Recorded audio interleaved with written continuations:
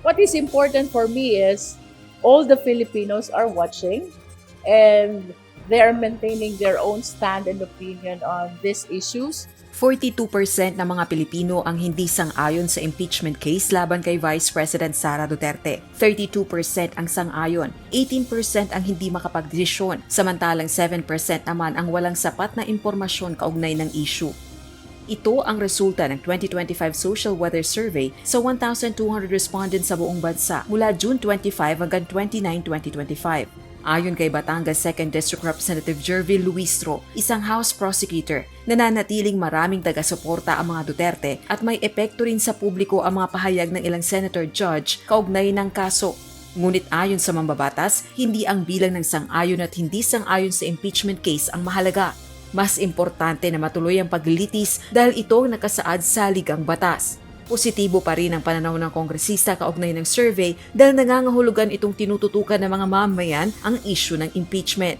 Regardless of all the surveys, kung ano man ang sinasabi ng mga Pilipino sa surveys, whether mas marami ba ang pabor sa impeachment or mas kakaunti ba ang pabor sa impeachment, the glaring truth is we have a constitutional duty that we really have to face, and that is to try the impeachment case.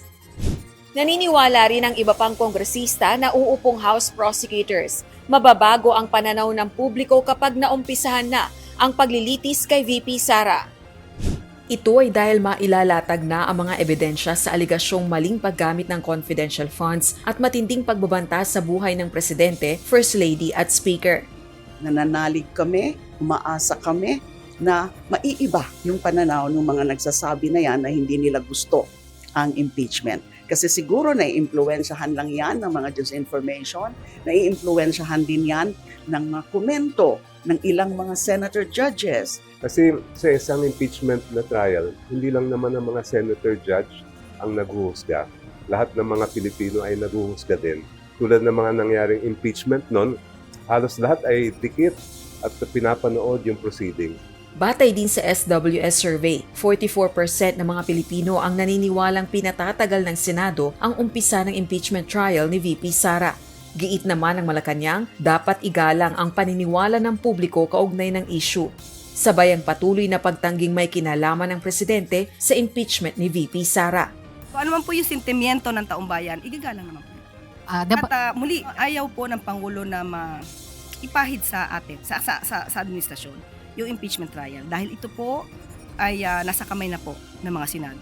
Naninindigan naman si VP Sara na harassment ang impeachment case laban sa kanya.